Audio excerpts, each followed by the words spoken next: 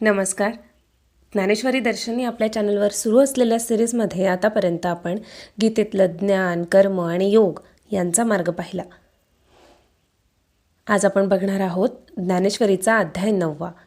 यात श्रीकृष्ण आपल्याला गीतेचं सगळ्यात प्रेमळ रहस्य सांगणार आहेत. भगवान श्रीकृष्ण अर्जुनाला सांगतायत की मी दूर नाही आहे, मी वेगळा नाही आहे, मी फक्त मंदिरात किंवा मूर्तीत नाही आहे, तर मी सर्वत्र आहे.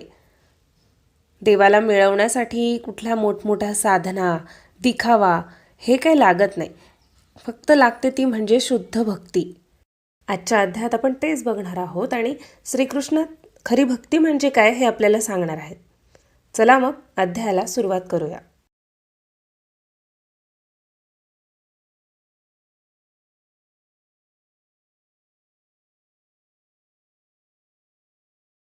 श्रीकृष्ण अर्जुनाला सांगतात की अर्जुना, हे जग जरी अनेक रूपांनी, देवतांनी, यज्ञांनी आणि कर्मांनी भरलेलं दिसत असेल तरीही वास्तवात सगळं काही मीच आहे. ऋतू असोत, मंत्र असोत, अग्नी असो, आहुत्या असो, सूर्य, इंद्र, वेद, सगळी रूपं ही माझीच रूपं आहेत. हे सगळं काही माझ्याच स्वरूपातून प्रकट झालंय. मी जिथे नाही अशी एकही जागा नाही. पण दुर्दैव असं आहे की अज्ञानामुळे जीव मला ओळखत नाही. तो सुखाच्या शोधात बाह्य साधनांच्या मागे धावतो. यज्ञ करतो, देवतांची उपासना करतो, पुण्य साठवतो, पण मला न जाणता केलेलं कितीही सत्कर्म असेल तर ते शेवटी व्यर्थच ठरतं.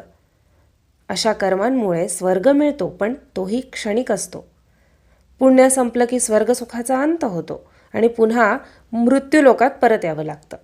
आणि म्हणूनच श्रीकृष्ण स्पष्ट सांगतात की जो अनन्य भावाने मला शरण येतो तोच माझा खरा भक्त आहे. अशा भक्तांची काळजी मी स्वतः घेतो. त्यांच्या योगक्षेमाचा भार मी स्वतः उचलतो.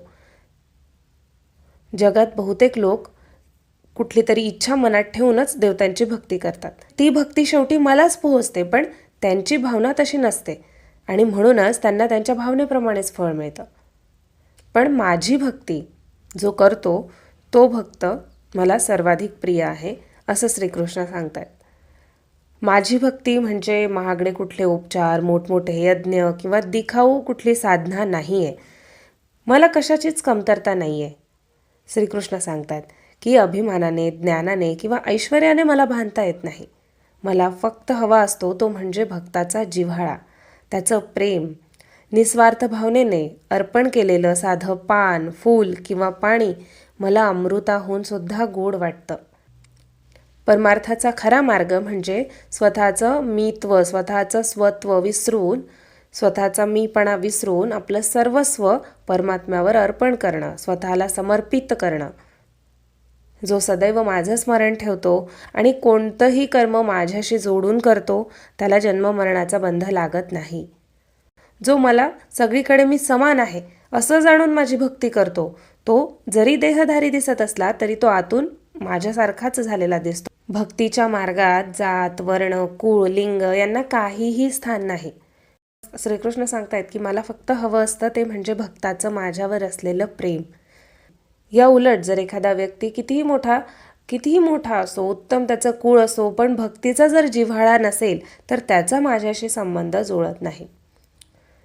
नद्या समुद्रात मिळाल्यावर जशा त्या वेगळ्या राहत नाहीत, तसंच माझ्यात विलीन झाल्यावर सगळे भेद नाहीसे होतात. अर्जुना, तू अनित्य आणि दुःखरूप अशा मृत्यूलोकात जन्माला आला आहेस.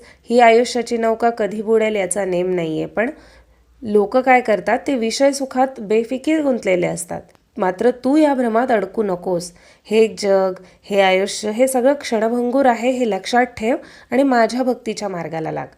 माझी भक्ती म्हणजे माझ्यात मन गुंतणं, सगळीकडे मला पाहणं, सगळी कर्म मला अर्पण करणं आणि अखंड माझं अनुसंधान ठेवणं. असं केल्यास शेवटी तू माझ्याप्रतच येऊन पूर्ण, शाश्वत आणि निरपेक्ष आनंदात स्थिर होशील. अध्याय 9 श्रीकृष्ण फार धीर देणारी गोष्ट आपल्याला सांगतायत.